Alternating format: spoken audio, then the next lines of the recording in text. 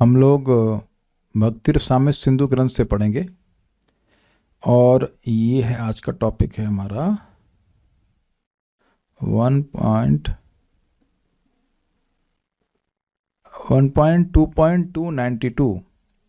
लेकिन कल थोड़े कुछ कन्फ्यूजन बन गए थे तो इसको पहले यहाँ पे हम लोग क्लियर कर लेते हैं। उस साधना भक्ति क्या है, वैदी भक्ति, वैदी साधना, रागानुगा साधना, उस पर कन्फ्यूजन था तो उसको पहले जरा निर्णयात्मक रूप से समझ लें, फिर आगे हम लोग बात करेंगे। देखिए, साधन भक्ति का क्या स्वरूप है हम लोग पढ़ चुके हैं, लेकिन इसका रिवीजन होना जरूरी है क्योंकि भूल हो रही थी। ये है भक्ति रसामृत सिंधु का 1.2.2। पहले तो ये समझ लीजिए कि साधना भक्ति ही दो प्रकार की होती है। वैदी साधना भक्ति, मैं संग बोलिएगा जिसमें बोल रहा हूँ, और रागानुगा साधना भक्ति। तो रागानुगा भक्ति साध्य भक्ति नहीं है। कल भी भक्त पूछ रहे थे, इसलिए मुझे लग रहा है कि इसको रिवीजन करना पड़ेगा।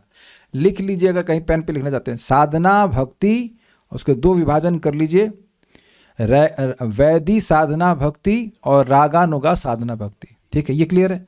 वैदी साधना भक्ति से भी भाव भक्ति की प्राप्ति होती है, रागानुगा साधना भक्ति से भी भाव भक्ति की प्राप्ति होती है। वैकुंठ के पार्षदों का भी तो भगवान के प्रति भाव है और गोलोक के पार्षदों का कृष्ण के प्रति भाव है। अब तो क्लियर हो गया, भगवान के प्रति भाव और कृष्ण के प्रति भाव एकदम स्पष्ट हुआ कि नहीं। जब भी ये बोध हो रहा है कि भगवान हैं ये, तो अब ये जो भाव है ये ऐश्वर्य ज्ञान से युक्त है कि ये भगवान है। Is it okay? तो ये कैसे उत्पन्न हुआ है? अगर किसी साधक में उत्पन्न हुआ है तो ये वैदी साधना भक्ति को करते करते उसके अनुरूप जो भाव भक्ति प्राप्त हुई, जिसमें ऐश्वर्य का बोध भी है, प्रेम भी है लेकिन ऐश्वर्य का बोध भी है, आगे जाकर प्रेम अवस्था को भी प्राप्त करेगा। तो वैसे नारद जी हैं, वह इस प्रकार से भगवान को भगवान मानते हैं, प्रेमी हैं भगवान के, अनन्य भक्त हैं, सेल्फलेस हैं, ऑल दोस थिंग, निष्काम है, निर्गुण है, लेकिन भगवान को भगवान मानते हैं। ये बात समझ में आ गया, हैं भाव भक्त। लेकिन जो रागानुगा साधना कर रहे हैं वह भी भाव को प्राप्त करेंगे, लेकिन वे गोलोक का प्रेम प्राप्त करते हैं। जैसे कि आपने सुना था श्रुतिचारी गोपियां, वो श्रुतियां हैं, पहले श्रुतियां थीं, तो उन्होंने भगवान की आराधना करी और भगवान से इच्छा व्यक्त करी। जब भगवान ने कहा कि क्या चाहती हो, तो उन्होंने कहा कि हम वैसा ही गोपियों जैसा भाव, उनके जैसा भाव और स्वरूप प्राप्त करते हैं। गोपी का स्वरूप प्राप्त करके व्यूआंतर, दूसरा व्यू अर्थात श्रुतिचारी गोपी का स्वरूप प्राप्त करके आपकी रासलीला में प्रवेश करना चाहते हैं। तो याद है कि भगवान ने कहा कि हाँ ये मुश्किल है, लेकिन आपने मांगा है तो मैं जरूर दूंगा उसको। तो फिर वो इस प्रकार से श्रुतिचारी गोपी बनती हैं।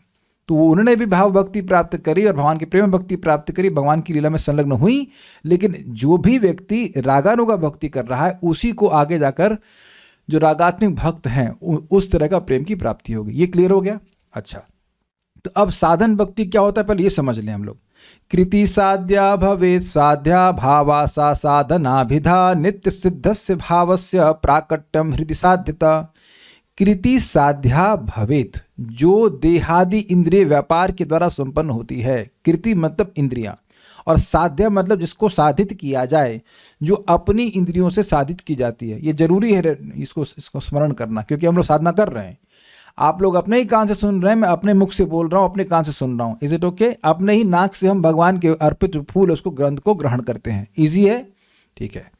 तो पहला चीज है साधना भक्ति में कि आप अपनी इंद्रियों से करते हो, दूसरे की इंद्रिय से नहीं। यू कैन नॉट से कि मेरे बिहाव पर आप भागवत सुन के आ जाओ ना। You may help a devotee, आप किसी व्यक्ति की सहायता कर सकते हैं यू भागवत सुने, लेकिन आपको अगर भगवान का प्रेम चाहिए तो खुद अपने इंद्रियों से श्रीमद् भागवतम को सुनना होगा, नाम उच्चारण करना होगा, प्रसाद ग्रहण करना होगा। ये बहुत इंपॉर्टेंट पॉइंट है। नहीं तो आप सहायता कर रहे हैं, सब कुछ कर रहे हैं, लेकिन साधना नहीं कर रहे हैं। समझ में आ रहा है ना बात? साधना तो भी कही जाएगी जब खुद कर रहे हो ना भाई। दूसरे की सहायता कर रहे हो, गुड, अच्छा, उससे भी आपको फायदा होगा, लेकिन साधना तो तभी मानी जाएगी जब खुद कर रहे हैं। ये क्लियर हुआ? पैसा देकर करवाने से नहीं होता। फिर कह रहे हैं साध्य भावा। साध्य भावा का मतलब क्या है? इसका जो साध्य है, जो उसका साध्य है उससे भाव भक्ति और भाव भक्ति को उत्पन्न करती है। मतलब अपनी इंद्रियों से संपादित होता है। कृति साध्या भवेत्, और अपनी इंद्रियों से संपादित होती है। और साध्य भावा, उसका साध्य जो है वो भाव भक्ति है। साध्य मतलब गोल। क्योंकि आप कहेंगे भाई यहाँ पे प्रेम भक्ति क्यों नहीं कह रहे हैं, क्योंकि साध्य भाव भक्ति प्राप्त होने के बाद अब अपने आप भक्ति होने लगती है, वहाँ कोई प्रयास नहीं करना पड़ता, चेष्टा नहीं करनी पड़ती, फिर प्रेम भक्ति को प्राप्त हो जाती है। ये इसलिए कह रहे हैं प्रेम भक्ति से साधना भक्ति से प्रेम भक्ति प्राप्त नहीं होती। समझे बात? साधना भक्ति से प्रेम भक्ति प्राप्त नहीं होती है, साधना भक्ति से भाव भक्ति प्राप्त होती है, भाव भक्ति से साधना प्रेम भक्ति प्राप्त होती है। क्लियर हो रहा है कि नहीं हो रहा है ये? जैसे मैं एग्जांपल दूं कि भाई आपको मान लीजिए इंडोनेशिया जाना है, तो टेम्पो से चले जाएंगे? चलो टेम्पो बैठते हैं, इंडोनेशिया चलते हैं। जय श्री माता जी, जाएंगे आप टेम्पो? तो बॉम्बे से तो टेम्पो मिल जाता होगा आपको, डायरेक्ट फ्लाइट, सॉरी फ्लाइट नहीं, डायरेक्ट टेम्पो। तो ये तो गलत होगा। टेम्पो का उद्देश्य क्या है? टेम्पो लेके जाएगा आपको हवाई जहाज। जब तक हवाई जहाज में नहीं बैठेंगे कैसे पहुंच जाएंगे Indonesia? Is it okay? Clear?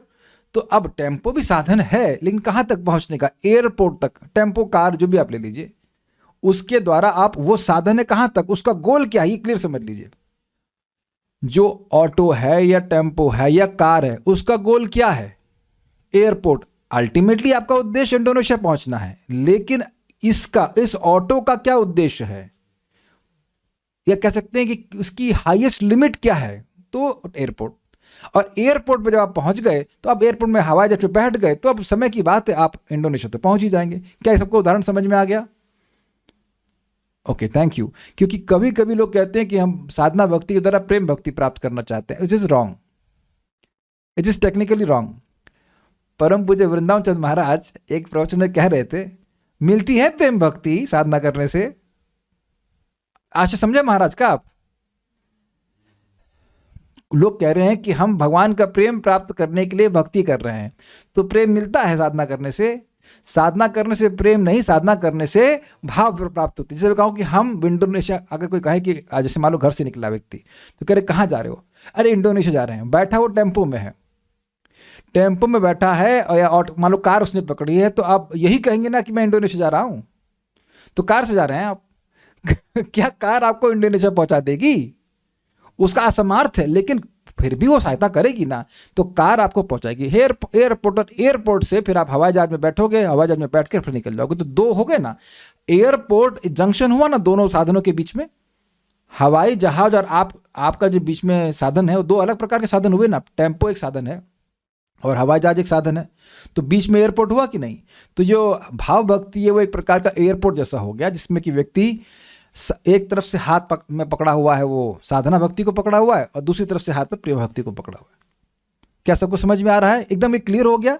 इसलिए साध्य भावा क्या है? साध्य क्या है? इसका भाव भक्ति है। इसको साधना भिदा, हम इसलिए रिवाइज कर रहे हैं क्योंकि हम लोग थोड़ा सा कंफ्यूज हो गए थे इस बात पे, तो फिर से रिवाइज करना जरूरी है। साधना भिदा, अभिधा मतलब होता है नाम से जाने जानना। उसको साधना, उसी को साधना भक्ति कहते हैं जो अपनी इंद्रियों से की जाती है और जिसका गोल साध्य होता है। उसका गोल जो है भाव भक्ति है। तो अब ये दोनों प्रकार की भक्तियां साधना भक्ति हुई कि नहीं? रागानुगा भक्ति जो हो रही है वह भी उसका उद्देश्य है भाव भक्ति। रागानुगा कह सकते हैं, रागानुगा भाव भक्ति, और या फिर कह सकते हैं कि रागात्मिका वाले भाव भक्ति, ऐसे कह लीजिए। और जो व्यक्ति वैदिक साधना कर रहा है, वैदिक साधना भक्ति कर रहा है, विधि विधान का पालन कर रहा है, उसका भी गोल है भाव भक्ति। तो अगर भक्ति का गोल भाव भक्ति नहीं है तो वह साधना नहीं कही जाएगी। ये बहुत ज़्यादा इंपॉर्टेंट पॉइंट है।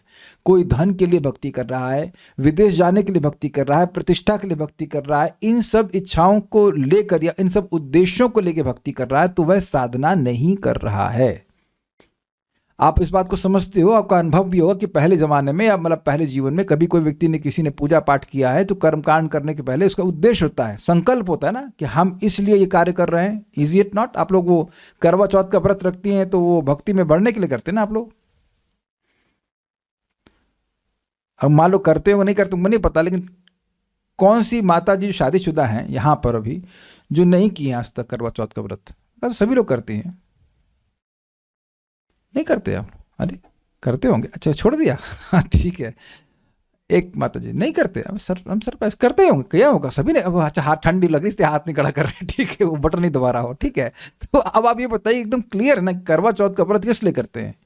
अपने पति की उम्र लंबी हो जाए, कुछ लोग नहीं करते, that's a different thing, but जो लोग किए हैं, मैं इतना बोल रहा हूँ, जो लोग किए हैं, अरे अपनी माँ को देखा हो करते हुए तो क्लियर है ना क्यों क्यों कर रही है, सुबह से शाम तक पानी काहे नहीं पी रही हैं। अच्छा, ये जो नरसिंह चतुर्दशी का व्रत है उसी लिए करते हैं ना कि नरसिंह देव भगवान की उम्र लंबी हो जाए। तो ये तो स्पष्ट है कि सेम व्रत है ना भाई, सुबह से शाम तक बहुत से लोग पानी नहीं पीते नरसिंह देव के व्रत में, तो वहां स्पष्ट है कि आप वो व्रत इसलिए कर रहे हो ताकि आपकी भक्ति बढ़े। It should be the point, ऐसा होना चाहिए। पाप नाश करने के लिए, मोक्ष प्राप्त करने के लिए या और किसी कारण से भी अगर भक्ति की जा रही, बड़ी अच्छी बात है, लेकिन उसको साधना नहीं कहेंगे। तो व्यक्ति को विचार करना होगा कि आप वो साधना कर रहा है, इट्स नॉट डिफिकल्ट, आपको बस विवेक होना चाहिए कि मैं भक्ति कर रहा हूं भक्ति प्राप्त करने के लिए, भाव भक्ति प्राप्त करने के लिए। ये रिवीजन बहुत जरूरी था। तो दोनों ही साधना है, रागानुगा भक्ति साध्य भक्ति नहीं है, वो भी साधना भक्ति है, लेकिन उसकी जाति अलग है, उसका जाति से उत्कर्ष है। Is it okay? जैसे इस जगत में देखते हैं कि कुछ मनुष्य जातियों को निम्न माना जाता है और कुछ मनुष्य जातियों को उत्कृष्ट माना जाता है, तो हैं दोनों मनुष्य ही, लेकिन जाति से उत्कर्ष होता है। वो होता है ना, हमने सुना था उग्र जाति शब्द भागवत में आता है, उन लोगों को भी सुना था जो पाप में ही प्रवृत्त होते हैं। किराट हुंड पुलिंद पुलकशा आबीर सुंबा यमुना खसादया ये नेश पापा यदपाश्रयाश्रय शुद्ध्यंत तस्मय प्रभु विष्णवे नमः। तो ये सब नाम जो मैं लिया, ये सब इनको माना जाता है कि ये पाप में प्रवृत्त होते हैं, तो ये हीन जाति मानी जाती हैं, लेकिन है तो मनुष्य ही ना। लेकिन ब्राह्मण लोगों को बहुत अच्छा माना जाता है, उनका पवित्र जीवन होता है, तो आप समझ सकते हैं कि है मनुष्य लेकिन उच्च कोटि की जाति। तो क्योंकि रागानुगा में स्नेह है, उसका जो ड्राइविंग फोर्स है वो लोभ है भगवान के प्रति, तो उसको उसमें जो भी कुछ भी किया जा रहा है वो लोभ से किया जा रहा है, बंधन से नहीं, कोई फोर्स में नहीं किया जा रहा है। तो इसको है वह भी साधना भक्ति है, लेकिन जाति से उत्कर्ष है। इसका उदाहरण माधुर्य कादम्बनी में दिया गया था कि एक पत्ती होती है, पेड़ की ही पत्ती है। How to explain this? पेड़ की पत्ती है तो एक तरफ से खुरदरी होती है और एक तरफ से सॉफ्ट होती है। सबने देखा है इसको? ऊपर वाला भाग जो चिकना होता है और नीचे वाला भाग थोड़ा खुरदरा होता है। तो जो साधना भक्ति, वैदिक साधना भक्ति है, उसमें खुरदरापन क्या है? और शास्त्र की आज्ञा से ही कर रहा है, स्नेह से प्रेरित होकर, लोभ से प्रेरित होकर नहीं कर रहा है। लेकिन रागानुगा भक्ति चिकनी चिकनी क्यों बोली जा रही है? क्योंकि लोभ से कर रहा है। जब व्यक्ति लोभ से कोई कार्य करता है तो उसको बंधन नहीं महसूस होता है। जैसे मान लीजिए आपको कोई खाना अच्छा लगता है, फॉर एग्जाम्पल कुछ भी, let's say anything, I don't want to take name, may be कोई लोग इंसाइट हो जाएंगे, but anything, let's say manchurian. अब मंचूरियन खाने का लोभ है, राधा शर्मा माता जी शी इज स्माइलिंग। अब बताइए कि मंचूरियन अच्छा लगता है ना आपको, तो आप जब मंचूरियन बनाती हैं तो वहाँ भी शास्त्र की आज्ञा से बनाती है कि लोभ से बनाती है, खाने को मिलेगा बढ़िया वाला तो आप देख रहे कि वहाँ भी प्रयास है कि नहीं? पहले बताइए, कुछ खाना पीने को बनाने को हो, अच्छा मान लीजिए कि बिना बनाए मिल जाए, तब चलिए बनाए वाला में तो आपने प्रयास नहीं किया, अपनी इंद्रिय से नहीं बनाया, आप अपने प्रयास कर रहे हो, लेकिन अगर लोभ होता है तो क्या उसमें कोई परेशानी लगती है? वेदवाद नहीं, माइक लीजिए, अगर मैं कहूँ आज शाम को आपको मीठा बनाना है, तो आप पूछेंगे प्रभु जी कौन से शास्त्र में लिखा हुआ है ये कि शाम को पत्नी को मीठा बनाना चाहिए? ये तो जुटी रहती, इतना इनको शौक है भगवान के लिए बनाने के लिए I am saying quote and quote, भगवान के लिए तो बनाते ही हैं, लेकिन अब आपका लोभ नहीं है कुछ मीठा खाने का। तो आप समझ रहे हैं कि मीठा बनाने में कितना परिश्रम होता है, कभी हलवा बना रही, कभी ये कर रही, कभी हमने वास्ते इतना लेट कैसे हो रहा है, देखा मीठा बनना शुरू, हमने कहा रोटी सब्जी में तो फटाफट हो जाता है, चलो कभी कभी। लेकिन आप ये बताओ कि जब आप वो बना रही हो तो उसमें परिश्रम नहीं है? माइक पे बोलिए आप, सीरियसली मैं आपको मजाक नहीं बना रहा हूँ, बहुत इंपॉर्टेंट बात बता रहा हूँ। क्या उसमें परिश्रम है कि नहीं? हलवा बनाते हो जो बनाते हो, हाँ, लगता है? नहीं, बस यही मैं सुनना चाह रहा था। परिश्रम है नहीं, लगता परिश्रम है लेकिन लगता नहीं, क्योंकि लोभवश बनाने, खाने को मिलेगा, मीठा मिलेगा, ऐसे करके there is a taste in that. Is it okay? Clear? तो लेकिन वैदिक साधना भक्ति में क्योंकि केवल शास्त्र की आज्ञा से है, तो कभी कभी रुचि नहीं होगी तब भी व्यक्ति करेगा, तो उस समय उसको परिश्रम लगेगा। और आप सब लोग देख रहे हैं कि एटलीस्ट इस समय बहुत बार हम लोगों को परिश्रम लग जाता है। अच्छा, ये भाव क्या है? नित्य सिद्धस्य भावस्य प्राकट्यम हृदय साध्यता। ये जो नित्य सिद्ध भाव है, सभी जीवात्माओं का भाव हृदय में पहले से विद्यमान है। तो ऐसा नहीं कि बाहर से इंपोर्ट करना है, भगवान के श्रवण कीर्तन के प्रोसीजर के द्वारा शुद्ध हो जाता है चित्त, तो ये प्रकट हो जाता है। ये तो हो गई साधना भक्ति की डेफिनेशन। अब हम लोग बात करेंगे वैदिक साधना क्या होती है। तो यहाँ पे बोल रहे हैं तत्र वैदिक, दिस इज 1.2.6। यत्र रागान वाप, नहीं बोलेंगे, मैं एक बार बोला, यत्र रागान वाप्तत्वात् प्रवृत्ति उपजायते शासने व शास्त्रस्य सा वैधि भक्ति रुच्यते। यत्र, जिसमें राग की प्राप्ति नहीं होती है, राग नहीं हो रहा है, राग की प्राप्ति हुए बिना प्रवृत्ति उपजती है। अन्वय देखिए, राग अनवाप्तत्वात्, राग की अप्राप्ति होने के कारण, क्योंकि राग नहीं है, शास्त्रस्य शासने नैव, शास्त्र के शासन से ही यत्र प्रवृत्ति उपजायते, जिस भक्ति में प्रवृत्ति उत्पन्न होती है, सा वैधि भक्ति रुच्यते। समझे बात? भाई राग है नहीं, केवल बोला है शास्त्र ने कि भाई, शास्त्र कह रहा है कि देखो अगर अभय चाहते हो तो तुम भगवान का भजन करो। तो अब उसको भगवान से राग नहीं है, उसको कोई ये नहीं चाह रहा है कि गोलोक के जो पार्षद है वैसा भाव उसके हृदय में जागृत हो जाए ना, लेकिन क्योंकि शास्त्र आज्ञा दे रहा है इसलिए। जैसे आप देखो वेदवाद ने कि मैं आपको कहूं कि अम्बली बना देना, समझो, माइक लीजिए, ऐसा कुछ है जो आपको पसंद हो मुझे ना पसंद हो जी, इनके लिए मुश्किल होगा। लेट्स से, चलिए, एक हमारे मित्र थे, उनको बहुत कड़वा बहुत पसंद था, तो अब हम उनको बोलने के ऐसा करिए करेले की सब्जी बना देना फॉर एग्जाम्पल।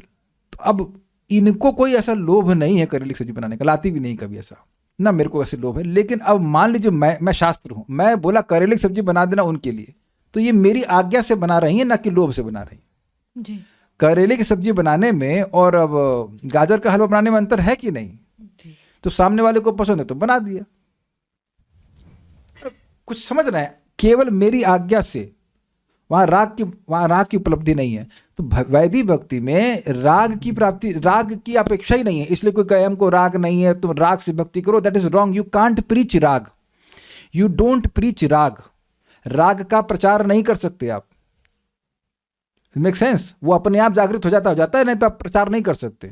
आपको मैंने कब कितनी बार प्रीचिंग किया है, the glories of eating sweets. ये कुछ हुआ प्रवचन? जिन लोगों को मीठा अच्छा लगता है, और ना ही वेदवादी ने कभी प्रचार किया कि the glories of eating namkeen to me. Is it all okay? Radha Sharma माता जी, वो लेक्चर आपने देखा, वो द ग्लोरीज ऑफ मंचूरियन या ग्लोरीज ऑफ चाउमीन की कहती, चाउमीन का नाम मत लेगा हमको। सो यू सी, नाम सुनने मात्र से आपके मन में कुछ, अरे वाह वाह कितना टेस्टफुल है।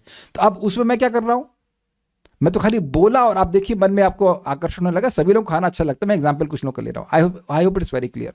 तो राग नहीं है भाई, केवल शास्त्र की आज्ञा से प्रवृत्ति है। क्या उसको वैदिक साधना भक्ति कहते हैं। अब इसका भी एक और पॉइंट था, ये इसका अधिकारी, हाँ ये तो हो गया। अधिकारी कौन है? तो कह रहे यह केनाप्यति भाग्ये ना जात श्रद्धोस्य सेवने नातिशक्तो न वैराग्यम भाग्यस्म अधिकारी सो। वैदिक भक्ति में अधिकारी वो है जिसको किसी भाग्य से, अर्थात यदृच्छा भक्तों की संगत मिल गई। भगवान में कोई राग नहीं है, भक्तों की संगत मिल गई।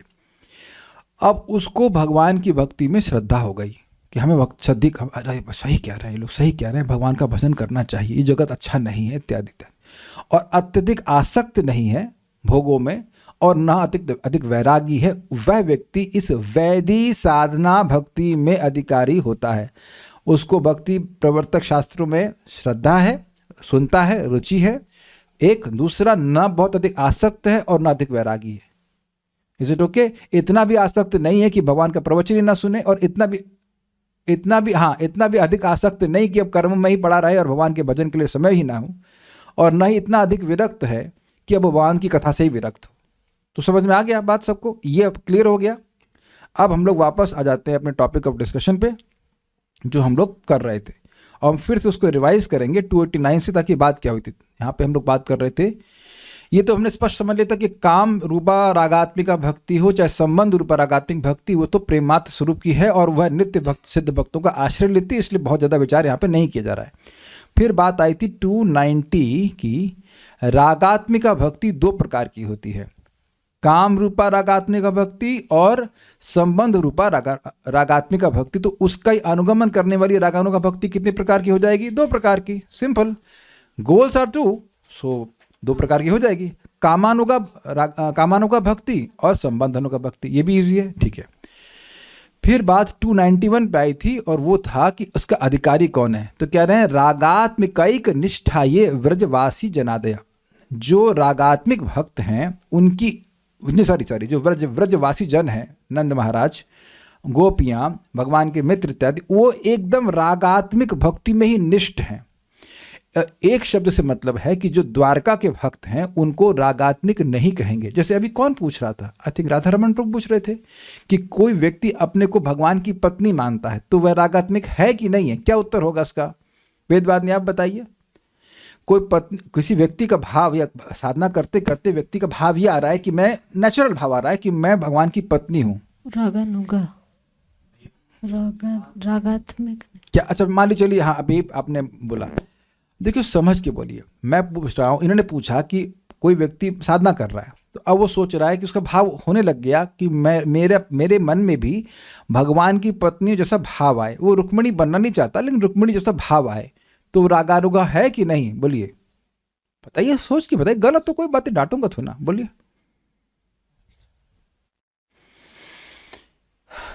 दूसरा माइक भी चालू कीजिए, करुणा मित्र को सही बोल रहे हैं।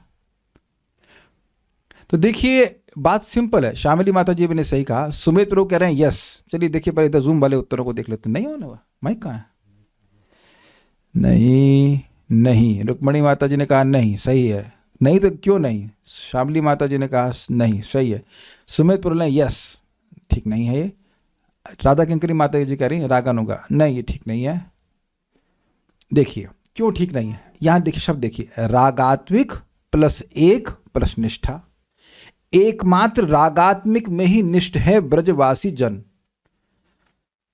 तो अब कृष्ण की पत्नी का नाम बताएं। वृंदावन में जो कृष्ण की पत्नी है, जिनका संबंध कृष्ण की से पति के रूप में है, उसका नाम बताइए। सब तो गर्लफ्रेंड है ना भगवान की तो सब गर्लफ्रेंड है ना। तो आप समझ में आ गया ना कि वो भाव कहां पाया जा रहा है। चेक कीजिए। नहीं, कोई भी भाव की बात कर, जिसका अनुगमन कोई व्यक्ति कर रहा है, तो अब वो ब्रज में पाया जा रहा है कि द्वारका में पाया जा रहा है कि साकेत लोक में पाया जा रहा है, पहले ये चेक कर लीजिए।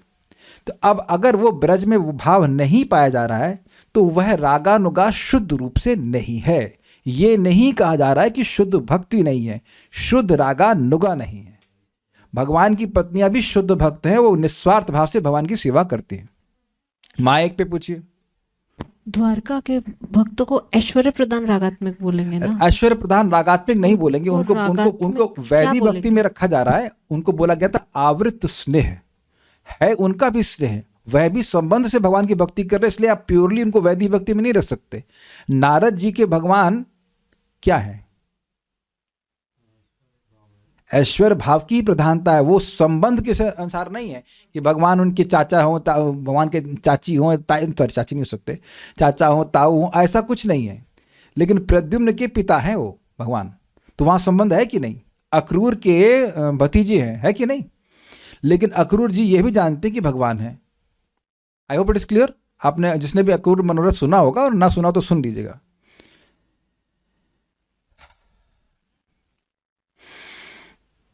अच्छा, तेषाम भाव आप्तये लुब्धो, तेषाम मतलब उन ब्रजवासियों का, बिल्कुल क्लियर है एकदम एक एक शब्द। तेषाम मतलब ब्रजवासियों जन का ही, उसमें भी किसी एक व्यक्ति का, ये नहीं कि आज इसका कल उसका कल उसका, ना, उनमें भी केवल उन्हीं के भावों की प्राप्ति के लिए, उस सजातीय भाव की प्राप्ति के लिए जिसके मन में लोभ है, लब्धो भवेत अत्र अधिकारीवान, यानी कि वह व्यक्ति इस रागानुगा भक्ति में अधिकारी है।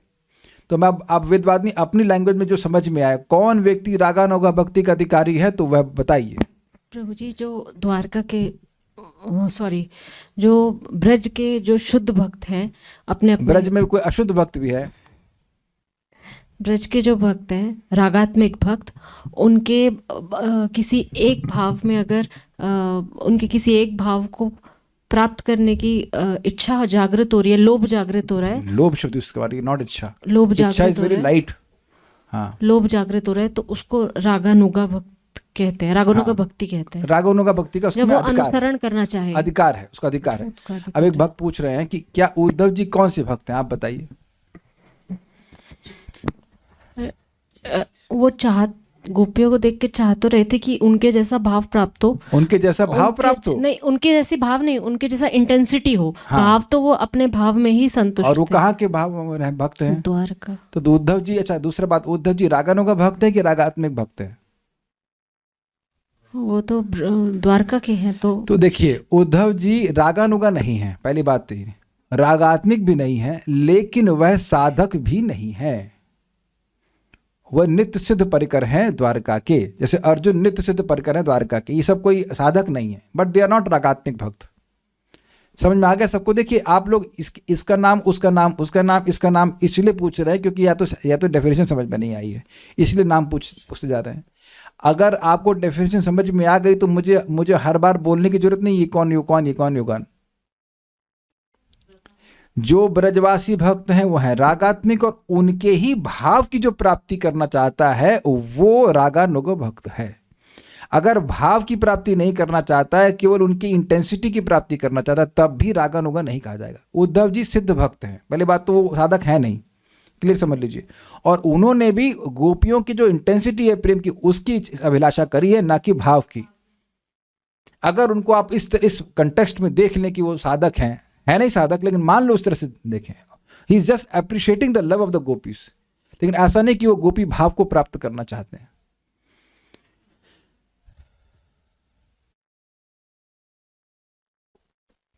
ठीक है, अब एक भक्त ने क्या कहा है जिसको हम जरा एनालिसिस कर लें।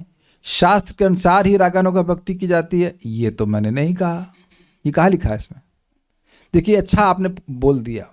हम लोग सख्य भाव की भक्ति में पढ़ रहे थे कि कोई कोई भक्त जो सख्य भाव से भक्ति कर रहा है वो कभी कभी भगवान के मंदिर में जाके सो जाता है। ये अच्छा आपने बोल दिया, मैं इसको एड्रेस करना चाह रहा था। तो मंदिर में जाके सोना चाहिए, तो जो वैदी भक्ति कर रहा है उसके लिए अपराध है ये कि ये भक्ति है? ये अपराध है। क्लियर हो गया? क्योंकि ये शास्त्र नहीं बोल रहा है कि मंदिर में जाके सो जाना चाहिए, मंदिर सोने के लिए नहीं है। Is it okay? लेकिन वहां लिखा हुआ है कि कोई भक्त जिनका भगवान से सखा भाव है, उसका अनुगमन कर रहे हैं, वो ऐसा कर देते हैं। तो ध्यान दीजिएगा कि जो रागानुगा भक्ति कर रहे हैं वो हमेशा शास्त्र को छोड़ेंगे ऐसा कोई जरूरी नहीं है। अब ऐसा नहीं कि वो नाम जब छोड़ देंगे, भागवत पढ़ना छोड़ देंगे, या मंगल आरती नहीं आएंगे, ऐसा नहीं है। लेकिन इन सारे साधनों का वह प्रयोग इसलिए करेंगे ताकि उनका वो लोभ है, हरे कृष्ण मंत्र जपूंगा तो सारी सिद्धि मिलती है, तो वैसा भाव प्राप्त होगा। समझ रहे हैं? रागानुगा का मतलब ये नहीं कि आप शास्त्र छोड़ देंगे, लेकिन जरूरी नहीं है कि हमेशा शास्त्र की अपेक्षा करेंगे। क्या समझ पाए बात? जैसा इस केस में आप देख रहे हैं कि वैदिक साधना में, अरे नहीं ऐसे कैसे हो सकता है, हम कैसे सोच सकते हैं, लेकिन वहां लिखा है कि कोई भक्त भगवान के घर में जाके सो जाते हैं, तो वो सख्य भाव के भक्त हैं, ऐसा वो कर सकते हैं और उनका कोई दोष नहीं होगा, क्योंकि उनका भाव इस प्रकार का, उनका लोभ इस प्रकार का, लोभ उनको प्रवृत्त करा रहा है, ना कि शास्त्र की आज्ञा। उस लोभ के चलते हुए कुछ ऐसा कार्य कर दें जो शास्त्र के विरुद्ध हो तो वो दोष नहीं माना जाएगा। लेकिन ऐसा नहीं है कि वो सारा पापाचरण करेंगे और शास्त्र छोड़ के ही कार्य करेंगे, अब वो उठना ही नहीं है उनको, क्या कहते हैं, सुबह, और ऐसा नहीं होगा। क्या मैं समझा पा रहा हूँ? बड़ा सूक्ष्म बात है। हमेशा शास्त्र छोड़ के ही भक्ति नहीं करेंगे, लेकिन हमेशा शास्त्र पकड़ के भी नहीं करेंगे, क्योंकि उनको लोभ प्रवृत्त करा रहा है। Is it okay?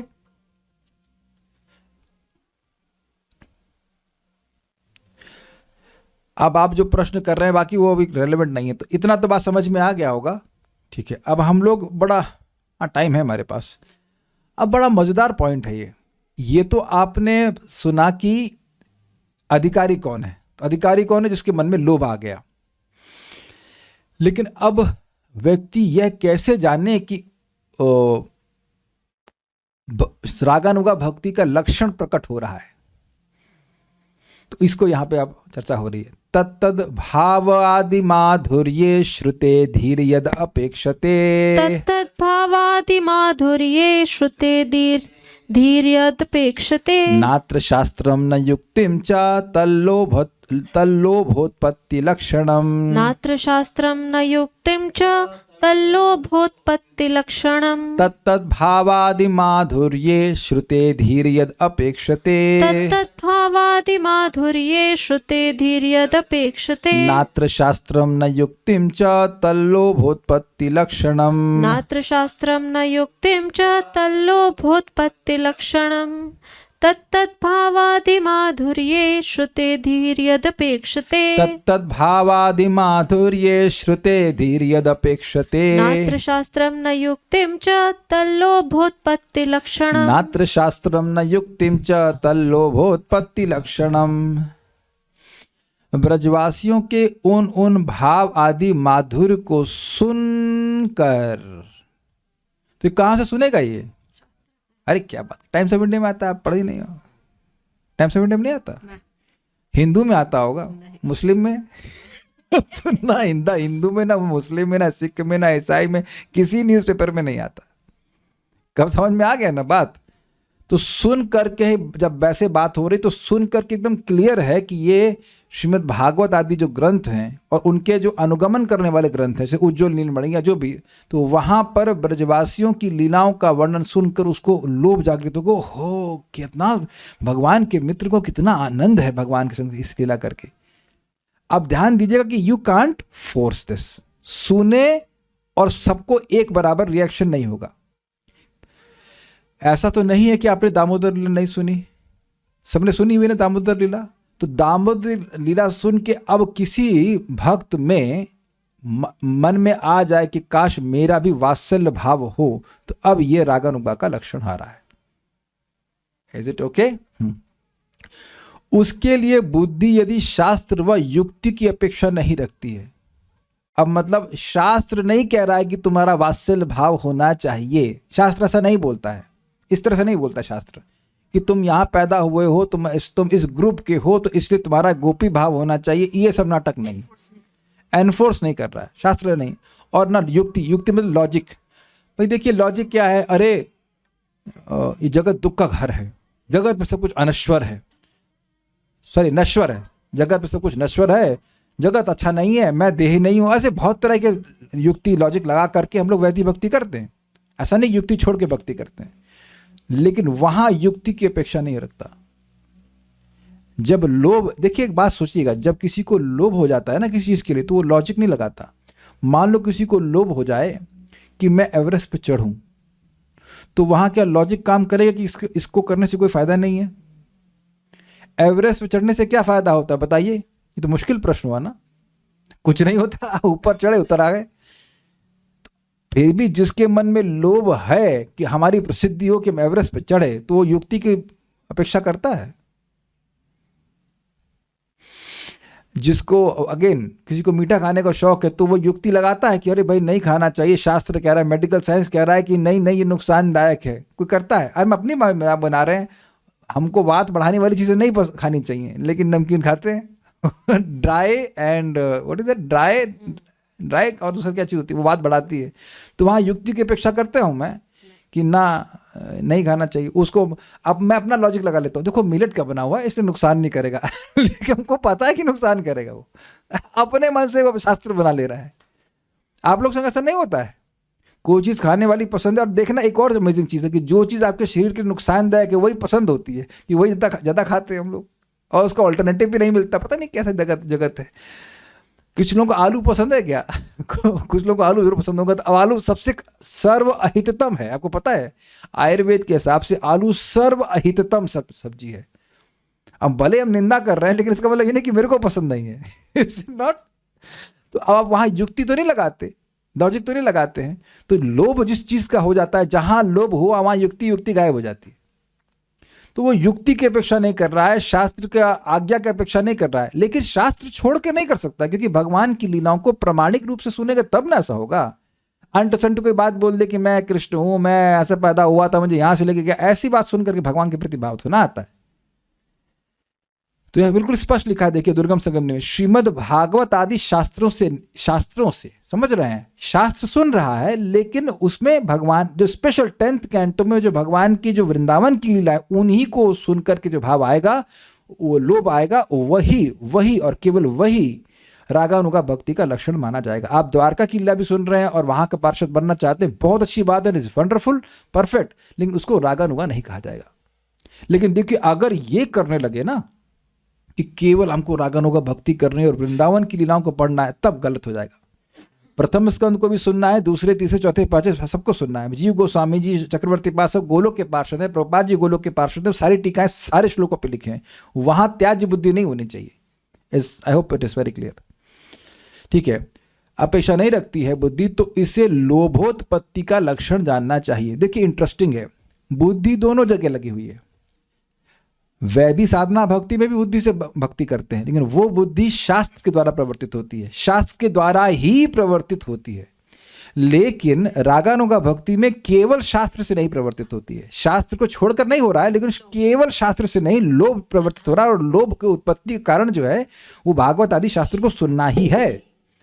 ऐसा नहीं कि हम न्यूज़पेपर पढ़ेंगे तो हमको भगवान के प्रति भाव आ गया। तो जो लोग बोले ना, बीच में हल्ला हुआ था कुछ समय पहले, लखनऊ में कोई डीएसपी थे, मैं राधा हूं, उसको पूछो भागवत के कौन से श्लोक के अनुसार तुम राधा हो, तो उनको भागवत का भाव ही नहीं पता होगा।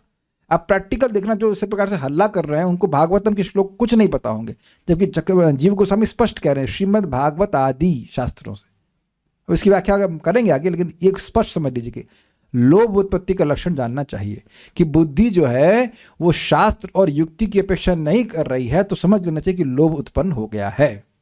किसको सुनकर? भगवान श्री कृष्ण की दिव्य लीलाओं का श्रवण करके। इजी है। लोभ अधिकारी है, लोभ जो है वो निर्णयात्मक रूप से अधिकार का सूचक है। ये सुना आपने पिछले श्लोक में। तो ये कैसे जाने कि लोभ जागृत हो गया है? तो इस श्लोक में कह रहे हैं कि भाई लोभ जागृत हो गया, ये ऐसे जानोगे कि जो बुद्धि है वो शास्त्र और युक्ति की अपेक्षा नहीं करेगी। मैं कई बार बोलता हूँ, जैसे रसगुल्ला खाते हैं तो अब शास्त्र की तो अपेक्षा नहीं करते हैं। मैं नमकीन खाता हूँ तो ना पूछता हूँ उसमें विटामिन कितना है, प्रोटीन कितना है, नहीं ना। जिन बच्चों को आइसक्रीम पसंद है, बताओ कितना विटामिन है, तो वहाँ पे उसकी महिमा सुन करके आप नहीं करते हो।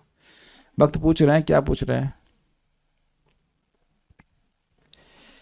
युक्ति का अर्थ वापस बता दीजिए। देखिए, युक्ति का मतलब होता है लॉजिक। एक ही नाम अनंत जन्मों के पापों को नष्ट कर देता है, तो हमें केवल एक ही नाम बोलना चाहिए। निश्चय, सही लॉजिक है ना ये? या कर्मकांड को बहुत करते हैं तब जाके एक पाप नष्ट होता है, एक नाम बोलने से अनंत जन्मों के पाप नष्ट होते हैं। क्या करना चाहिए लॉजिकली? कर्मकांड करना चाहिए प्रायश्चित के रूप में, कि नाम बोल देना चाहिए? नाम बोलते, लॉजिक लगाए ना। लेकिन अब कोई ये लोभ से हो रहा है कि नाम भगवान के, मान लीजिए श्रीदामा कैसे कृष्ण को पुकारते हैं, कितने प्रेम से नाम को पुकारते हैं, वो सब तो लोभ नहीं हुआ ना यहाँ पर। सबको समझ में आ रहा है? और देखिए एक बात समझिए, आप में अगर लोभ जागृत हो रहा है तो ठीक है, करिए रागानुगा, नहीं तो वेट मत कीजिए। अरे लोभ जागृत नहीं हो रहा, हाय दैया हम तो गोलोक नहीं भैया, शास्त्र सुन करके भक्ति कर लो, ये बहुत बढ़िया बात है। क्या आप समझ पा रहे हैं मेरी बात? बैठे रहेंगे तो कुछ भी नहीं मिलेगा, ना वैदिक भक्ति मिलेगी ना रागानुगा मिलेगी। Krishna knows and he will help you. Chaitanya Mahaprabhu की लीला में एक भक्त को महाप्रभु कह रहे हैं कि तुम्हारा जो प्रेम है वो मेरे प्रति ऐश्वर्य ज्ञान से युक्त है, और दूसरे भक्त को बोलते हैं, जहां तक मुझे समझ आ रहा है, शिवानंद से नहीं, शंकर पंडित तो कहते हैं कि तुम्हारा प्रेम जो है वो ऐश्वर्य ज्ञान से युक्त है, और तुम्हारे छोटे भाई का जो प्रेम है वो मतलब गोलोक वाला प्रेम है, टू दैट इफेक्ट। पर दोनों ही प्रिय हैं, तो इसलिए मत सोचिएगा अरे हम तो यहीं रह जाएंगे, हम तो गोलोक नहीं मिलेगा, ऐसा कुछ भी नहीं है। It will all happen in due course of time, you keep on hearing. देखिए मैं बार बार रिपीट कर रहा हूं, मान लीजिए मैं अभी प्रैक्टिकल बोल रहा हूं, चाउमीन, किसी को कुछ हुआ, अब जो किसी को कुछ हुआ होगा वो हाथ नहीं खड़ा करेगा। तो अब आप मान लीजिए कि मैं जैसे बस शब्द बोला, खाने की वस्तु चाउमीन, तो कुछ लोगों को कुछ नहीं हुआ, हाँ होगा। लेकिन मान लीजिए कोई व्यक्ति को उसको बहुत पसंद हो, सुन के ही उसको मन में लोभ आ जाएगा, हाय चाउमीन मिलेगा क्या, चाउमीन लगेगा। तो अब इस पे मेरा कंट्रोल है। दशम स्कंद की लीला सर्वोपलब्ध है, सबके लिए उपलब्ध है। कृष्ण बुक सबके लिए उपलब्ध है, कृष्ण बुक प्रभुपाद ने दे दी। अब आप कृष्ण बुक पढ़ने शुरू कर दिया, अब कुछ नहीं पता, इनोसेंटली आप कृष्ण बुक पढ़ रहे हो, गुरुजी ने कहा है ठीक है पढ़ रहे हैं। अब एकदम से आपको किसी लीला के प्रति आकर्षण होने लग जाएगा, तो आप क्या करेंगे? मैं समझा पा रहा हूं इस बात को? इट इज नॉट द लोभ जो है ना, वो आपके कंट्रोल में नहीं होता है, वो आपको कंट्रोल करता है। अब तो समझ में आ रहा है? आज तक जिंदगी में कभी भी किसी चीज के लिए, भौतिक चीज के लिए भी लोभ हुआ था तो वो लोभ आपने जागृत नहीं किया था, वो हो गया था। ऑब्वियसली किसी की संगत से हुआ होगा, लेकिन हो गया था, ये तो स्वीकार करेंगे ना आप। चाहे वो गलत चीज के लिए था, वो अच्छी चीज के लिए था, लेकिन अब जब वो लोभ जागृत हो गया तो चाहे लोगों ने कितना भी कुछ कहा, आप सुने नहीं ना। सब लोग को मेरा एग्जाम्पल समझ में आ रहा है ना? अच्छा, किसको मेरा एग्जाम्पल समझ में नहीं आ रहा है वो हाथ खड़ा करे। देखिए कोई संत है क्या, कोई पूर्व प्री क्या कहते, अरे नंद रानी को तो समझ में नहीं आ रहा, छोटी बच्ची है। जो बड़े लोग हैं उनमें से किसी एक व्यक्ति बता दे कि ऐसा उसका एक्सपीरियंस जीवन में नहीं हुआ। देखे तो कोई दूध का धुला हो, कोई दूध का धुला हुआ नहीं है, कोई अभिषेक करके नहीं आया अपना। समझ में आ गया? At some point of time it can be just simple, I want to learn Hindi, I want to become expert in Hindi, just example, Sanskrit और वट एवर। म्यूजिक सीखना है यार, म्यूजिक सीखना है। मैं एग्जाम्पल आपको देता हूँ अपना। मैं आनंद प्रभु को देखा था, मैं 2003 में आया था। आनंद प्रभु हारमोनियम लेके जोर से कीर्तन कर रहे, और उसको देख के ही लोभ हो गया हमको कि यार हमको हारमोनियम सीखना है, हमको हारमोनियम सीखना है। एकदम obviously for Krishna, but harmonium सीखना है। वहाँ कोई हमको शास्त्र नहीं बोला कि हारमोनियम बजाना चाहिए ना ना। गए मम्मी के पास, मम्मी मेरी म्यूजिक टीचर थी, तो उन्होंने कहा सिखाओ सिखाओ, तो कुछ 2-3 उन्होंने ताल सिखा दिए। अब सारे लगे पड़े बजाने में। उसके बाद फिर अब दिमाग तो चल रहा था, जब अब फिर कॉलेज खुल गया, अब कैसे सीखेंगे, तो सोच रहे थे। तो अब अद्भुत बात है, मेरा विंगमेट समझते हो आप लोग? जैसे हॉस्टल में बहुत सारे रूम्स होते हैं एक के बाद एक, तो एक जगह वो था, बहुत वो टॉपर था IIT में, शायद 128 रैंक से कुछ आई थी, लेकिन हारमोनियम में बहुत तेज था। तो मैं उसको बताता था कि ये ट्यून मैं गा रहा हूँ, इसको तुम हारमोनियम पे निकालो। एक बार भी हरे कृष्ण मंत्र नहीं बोलता था। मैंने कहा शायद कुछ बोल ले, लेकिन वो बस खाली सुन करके तो तुम, और फिर मैं देख के बजाता था। और मैं केमिस्ट्री में फेल हो गया। Chemistry was damn easy subject, लेकिन मैं कोई युक्ति की अपेक्षा नहीं किया कि भाई थोड़ा हारमोनियम कम बजाना चाहिए, भैया पढ़ाई भी कर लेनी चाहिए। कुछ युक्ति, कोई लॉजिक नहीं, फेल हो गए। फिर उसके बाद हारमोनियम को रख करके फिर दोबारा कोर्स किए। अब कभी एग्जाम में फेल नहीं हुए आज तक, उसी में फेल हुए बस। वो जब पढ़ेगा नहीं तो क्या होगा। और जब मैं लिख रहा था, हमने कहा छोड़ो यार, अब तो फेल ही होना है, कोई बात नहीं, अब दोबारा रिपीट करेंगे। I can relate with it. क्या आप लोग संग कभी ऐसा हुआ है? इट वॉज गुड कि हारमोनियम सीख गया, कुछ प्रीचिंग में काम आ रहा है, लेकिन आप समझ रहे हैं कि ऐसा लोभ हो जाता है कि नहीं? इट्स नॉट, ऐसा नहीं कि आप गलत चीज़ों का ही लोभ होता है। हारमोनियम सीख लिया हमने। कुछ लोगों को शायद कुकिंग का शौक होगा, इस तरह से कुकिंग सीख रहे हैं या कुछ भी, व्हाट कैन बी। तो मैं खाली ये बोलना चाह रहा हूँ, बिल्कुल रिलेट कर पा रहा हूँ कि लोभ जब हो जाता है तो लोभ कंट्रोल करता है। आप किसी के कंट्रोल में नहीं रहते हो, केवल लोभ के कंट्रोल में रहते हो। वेदवाद नहीं, एस्ट्रोलॉजी सीखने का लोभ हुआ था एक पॉइंट पे कि नहीं, तो आप रुकी थी किसी के लिए कि पापा बोलते, मम्मी बोलते, कोई रुकी आप में से कभी किसी को, चलिए अब हम दूसरा वोट ले लेते हैं, कभी किसी को इस प्रकार का कोई लोभ हुआ है कि आप किसी की नहीं सुने और जो करना था वो कर दिए? डोंट हैव टू मेंशन कि क्या था। 1-2 लोग हैं यहाँ पे, वेरी गुड। सो अब क्लियर हो गया। अब आपसे मैं ये पूछूं कि लोभ हुआ क्यों? तो जैसे मेरे केस में, मैंने केवल आनंद प्रभु को देखा था कीर्तन करते हुए, नथिंग एल्स। ना तो मेरी कोई बात हुई ना कुछ हुई, केवल देखा प्रभु जी को। आपने कहा बस बस बस, हमें भी ऐसे करना, हमें भी ऐसे करना। Is it okay?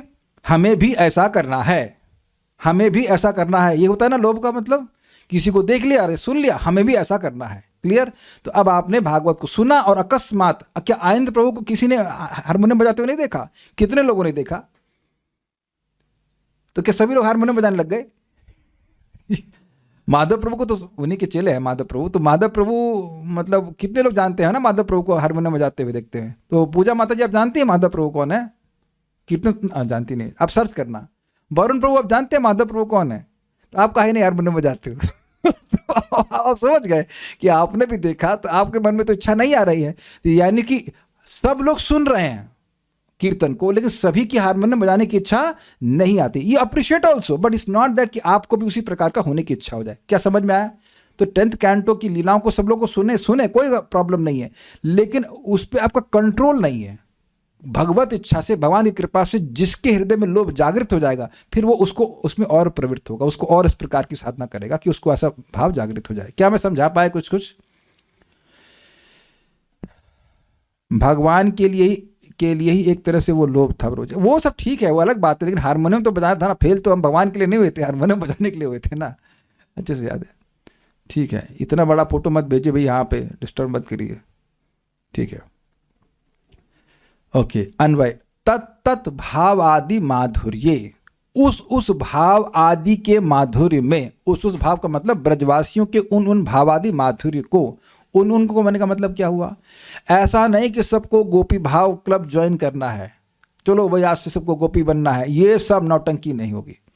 ये बिल्कुल पूरी तरह से इंडिविजुअल है, सबका भाव फिक्स्ड है, उसके अनुसार वो कुछ लीलाओं को सुनेगा, उसका आकर्षण होने लग जाएगा। It is nothing to do कि वेदवादिनी का क्या भाव है और मेरा क्या भाव है, समझ रहे हैं? It is nothing to do with that, it is absolutely individual. जैसे वेदवादिनी को मीठा अच्छा लगता है, मुझको नमकीन अच्छा लगता है, we are giving information every day, but you are, इससे क्या मतलब आपको, we are different, is it not? You are different, I am different. आप लोगों को बहुत सारी चीज़ें पसंद होगी जो मुझे नहीं पसंद है खाने में, फॉर एग्जाम्पल। तो इस we are just different individuals, सबको समझ में आएगी बात। इसलिए कभी भी कोई आपको बोले ना कि मैं आपको गोपी भाव दे दूंगा, तो समझ लेना कि चीटिंग कर रहा है आपके संग। मैं ये भाव दे दूंगा, मैं वो भाव दे दूंगा, it is not an enforcement. Prabhupada समझाते हैं साइंस ऑफ सेल्फ रियलाइजेशन में, प्रसिद्ध लेक्चर है प्रभुपाद का हरिनाम के ऊपर। तो प्रभुपाद वहां स्पष्ट कहते हैं, it is not a artificial imposition on the mind. समझ रहे हैं बात? कि मैं, जैसे हम लोग अभी मान के बैठे हुए हैं कि हम शरीर हैं, या हम लोग पुरुष हैं, हम स्त्री हैं, ये एक आर्टिफिशियल इम्पोजिशन है, ये हम नहीं है। लेकिन कृष्ण भावना, ये जो भावना है, भाव भगवान के प्रति भाव है, ये आर्टिफिशियल इम्पोजिशन नहीं है। क्लियर हो गया सबको? ठीक है। तो उन माधुर्य के, और सुदामा कितना प्रेम से भगवान के संग मिला। देखो, उसने, कृष्ण ने मुंह खोला और उसने कहा कि नहीं, हाँ, उसने लीला सुनी कि वो भगवान के पार्षद बैठे हुए हैं सब, और एक ने कहा कि ये इतना, कृष्ण मुंह खोलो, तुम्हारी माँ, मेरी माँ ने बहुत अच्छी वस्तु ला के दी है, मैं तुम्हें खिलाऊंगा। तो कृष्ण मुंह भी खोलते हैं और उनके मुंह फूल डाल देता है। अब उसको है तो मधुर लीला, सभी लोग सुनेंगे, अच्छा लगेगा, लेकिन अब जो इस भाव से का अनुगमन करेंगे, वो उनका मन उसी में रचा पचा रहेगा, उसी में जाएगा। जैसे मैं फिर एग्जाम्पल दूं कि हारमोनियम तो एक इंस्ट्रूमेंट है, और अब गिटार के प्रति हमारी कोई रुचि नहीं होती, तो वो भी तो एक म्यूजिकल इंस्ट्रूमेंट है, लेकिन जिन लोगों को उसमें रुचि होगी तो उसमें प्रवृत्त हो जाएंगे। I hope it is somewhat clear. Musical instrument में सब अलग अलग प्रकार के मतलब रस होता है, लेकिन जिसको जिसमें रुचि मिलेगी वो उसमें प्रवेश करेगा। तो ये बात है। Is it okay? ठीक है। अब एक बड़ी इंपॉर्टेंट बात है, श्रुते मतलब सुनकर।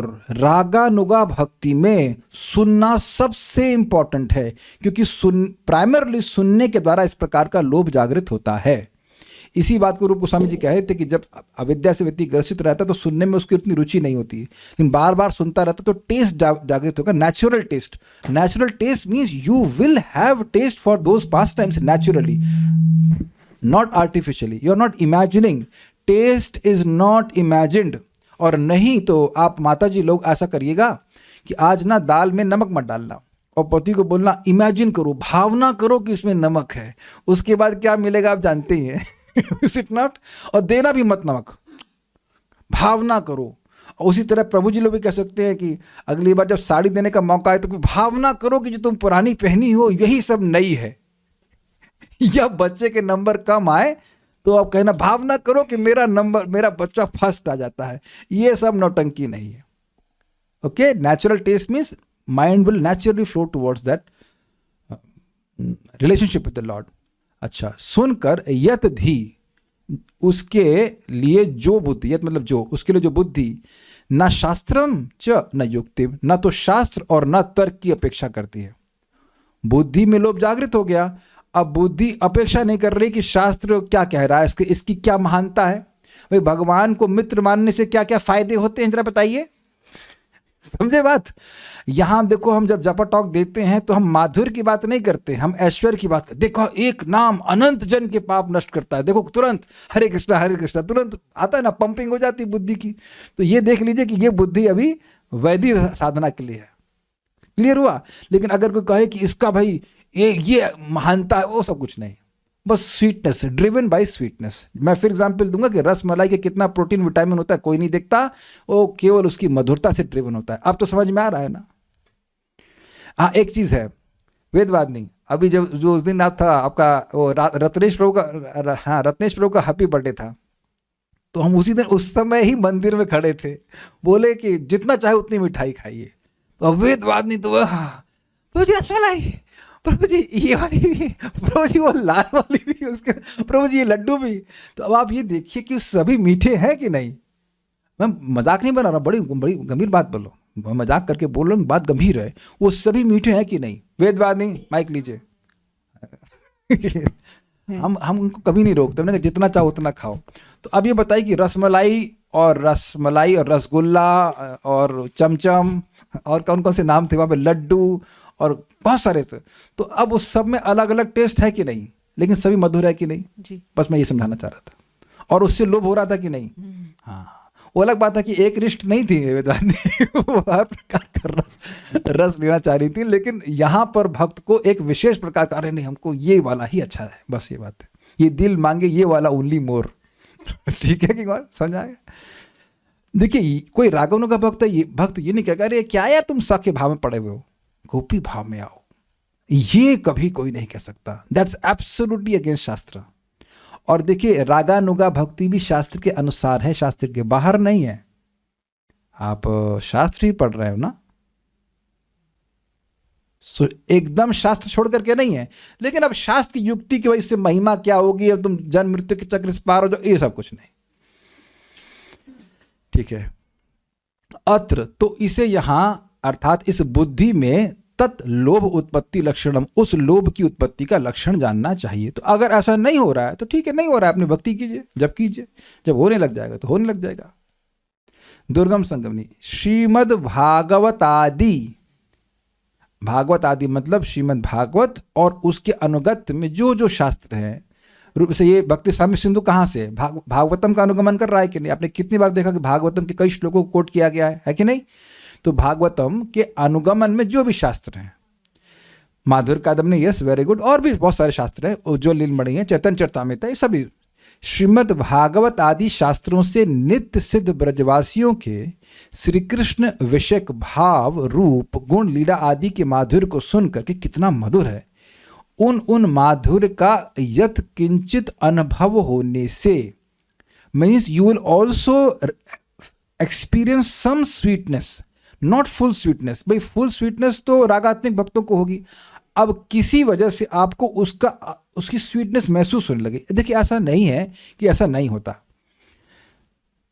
आप दशम स्कंद की लीलाओं को पढ़ेंगे तो कहीं कहीं कुछ अच्छा लगने लगता है, कितना सुंदर है भगवान, जैसे वो कितना सुंदर है ना, जब भगवान, आपने देखा होगा फोटो, कृष्ण है छोटे से और नंद बाबा उनको बोलते हैं कि जाओ हमारी खड़ाऊ लेके आओ, वो छोटे से कृष्ण ऐसे सर पर खड़ाऊ लेकर के जा रहे हैं। Have you seen that? I think everyone has seen, it's so sweet. At least अपने लेवल पे कुछ स्वीटनेस है कि नहीं? कृष्ण कितने प्यारे हैं, how cute Krishna is, like that. और तो ऐसे अब जब अन्य अन्य लीलाएं सुनते हैं भक्तों से, वात्सल्य रस की या सख्य रस की भी, हम लोग तो सभी लीलाएं सुनते हैं, तो अब वो सब लीलाओं को सुन करके कुछ तो मधुरता का अनुभव होता है ना, तो अब वो मधुरता का अनुभव लोभ जागृत कर सकता है।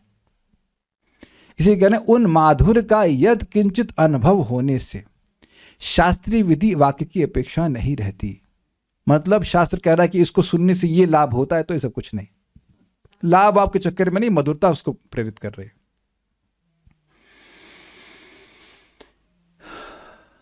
शायद कुछ लोगों को ऐसा अनुभव होगा कि पहले वो लोग कुछ उपन्यास आदि पढ़ते होंगे, तो उपन्यास पढ़ने से क्या फायदा होता है? कुछ नहीं होता है।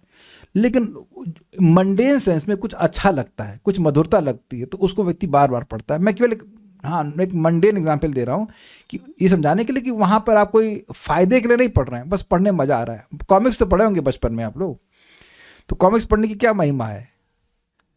कुछ नहीं, अच्छा लगता है इसलिए। तो थोड़ा सा वो अच्छा लगने वाली फीलिंग है वो होनी चाहिए, इसीलिए सुनना चाहिए। भले हमारा कोई भाव नहीं है, लेकिन हो सकता है, आप समझ रहे हैं, नहीं सुनेंगे तो कभी भाव उत्पन्न नहीं होगा। इसीलिए तो प्रभुपाद जी ने शुरुआत में ही कृष्ण बुक दे दी ना, तो कृष्ण बुक पढ़ना चाहिए, चैतन्य चरितामृत पढ़ना चाहिए। जैसे आप चैतन्य महाप्रभु की लीला सुनेंगे, कैसे वो कीर्तन कर रहे हैं, प्रेम कीर्तन, प्रेम कीर्तन, तो अब उसको सुन करके स्वाभाविक रूप से मन में आता है स्प्रिया, हाय काय हम कीड़ मच्छर की तरह होते, कोई बात नहीं, लेकिन उस रूम में होते जहाँ महाप्रभु कीर्तन कर रहे हैं, कितना अच्छा होता। अगर आप चैतन्य चरितामृत पढ़ेंगे तो ऐसा होगा। ये नित्यानंद प्रभु अब जा रहे हैं, लोग इतने पागल हैं प्रेम में, महाप्रभु ने कहा नित्यानंद प्रभु की टीम को कि जाओ जाके प्रीचिंग करो, तो अब प्रेम में इतने पागल हैं कि जिस रास्ते पे जा रहे हैं उसके उल्टा चले गए 20 किलोमीटर, उनको पता ही नहीं है। उसके बाद किसी ने बताया नहीं उधर जाओ, फिर उल्टा फिर दूसरी दिशा में 20 किलोमीटर चले गए। बच्चे को ऐसा कीर्तन करा रहे हैं कि बच्चा कितने 3 महीने कैसे कुछ 3 महीने तक खाना नहीं खा रहा है, वो पेड़ उखाड़ दे रहा है। तो अब आपके मन में आएगा नहीं ये क्या भाई, ये तो लीला दे होना चाहिए इसमें, चाहे मच्छर के रूप में पहुंच जाओ, लेकिन ऐसी लीला में होना चाहिए ना, because we might be delivered. तो लीला को सुन करके व्यक्ति को मन करता ही है कि यार हम भी इस लीला को देख लेते बड़ा अच्छा रहता।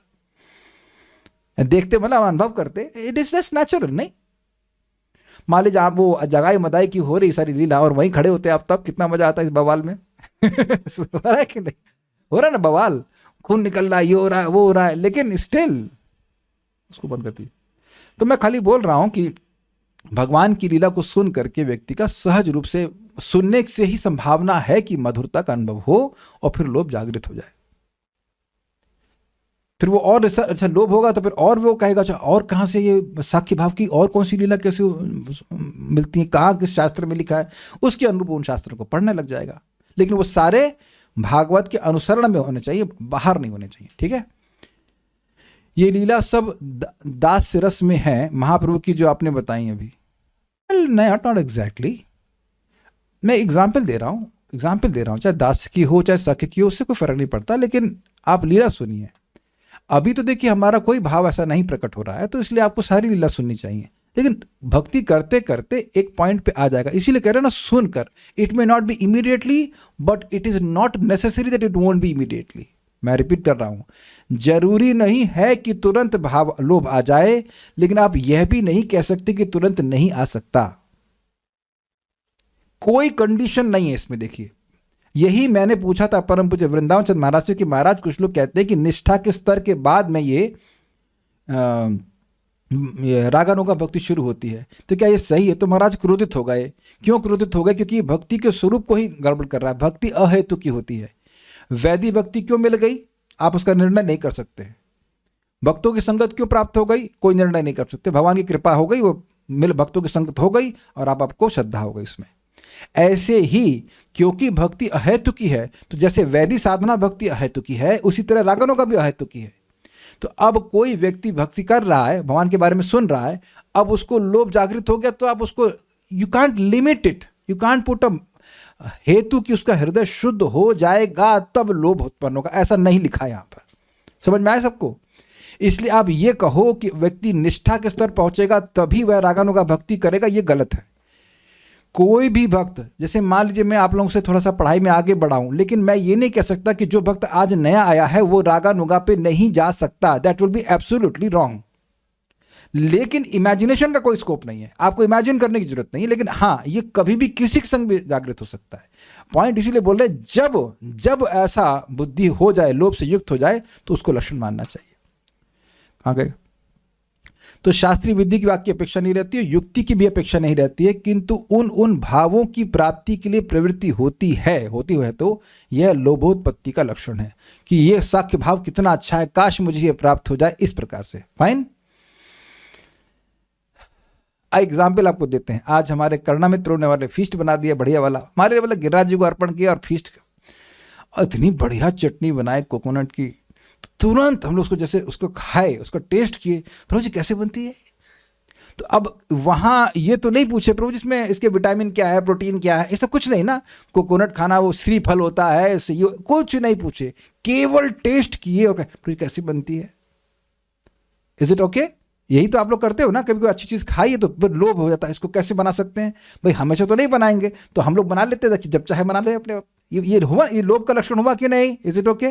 तो अब वहाँ युक्ति कुछ नहीं लग रही है, लोभ वैसे व्यक्ति प्रवृत्त हो रहा है, तो ये बातें हम बोल रहे हैं। तो ये लक्षण है कि लोभ में प्रवृत्त हो रहा है। ये लोभोत्पत्ति का लक्षण है कि शास्त्रीय विधि की वाक्य की अपेक्षा नहीं होती है। हम पढ़ लें पूरा तो पूरा ही हो जाएगा।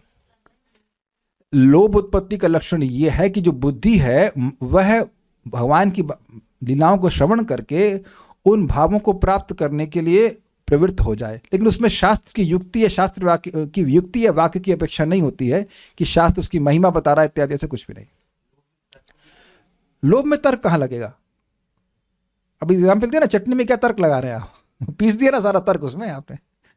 अगर कोई कहे भी दे अरे भाई कोकोनट को गर्म नहीं करना चाहिए, तो क्या वेदवादिनी अगली बार चटनी में गर्म करेंगे कि नहीं करेंगे? तुंग विद्या माता तो जरूर कहेंगे, अरे प्रभु जी कोकोनट को भूनना नहीं चाहिए।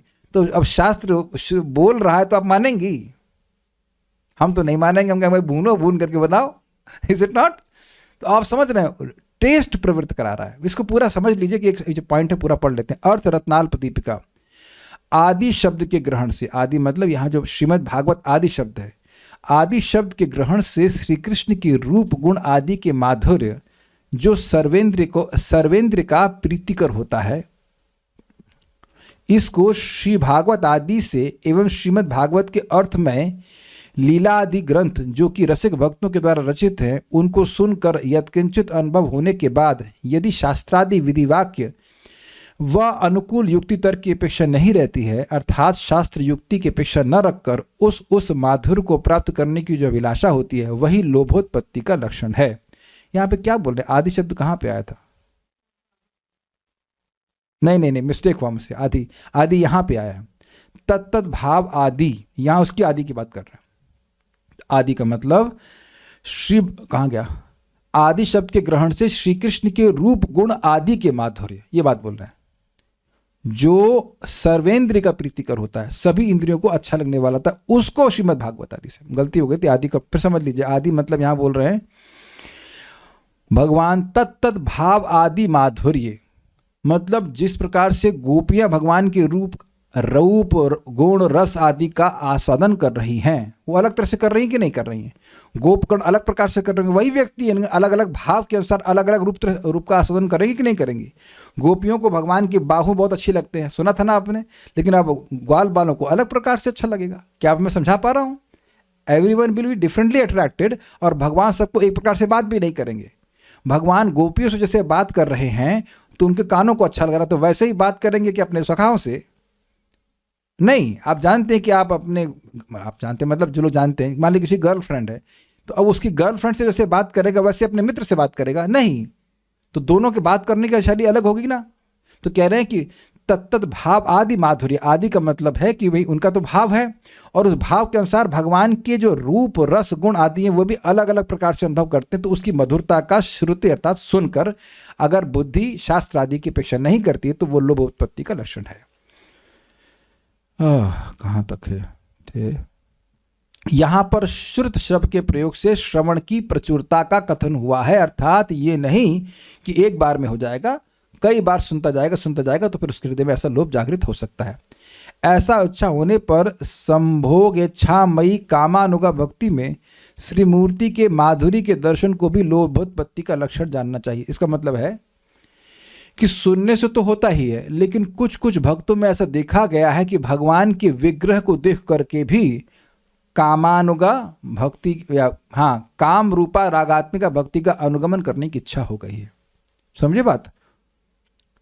श्रुत सुन के तो होता ही है लीला को सुन करके, लेकिन ऐसा भी संभावना होती है कि भगवान के विग्रह का दर्शन करके भी जाता है। भगवान ने स्वयं इस बात को कहा है, श्रवणात् दर्शनात् ध्यानात् मयि भावोनुकीर्तनात्, 4 प्रकार के, श्रवण करने से, मेरे विग्रह का दर्शन करने से, मेरा ध्यान करने से, और बड़े भाव से मेरा कीर्तन करने से, मेरी लीलाओं का कीर्तन करने से, नाम कीर्तन करने से मुझ में प्रेम होता है, ना कि मेरे साथ रहने से।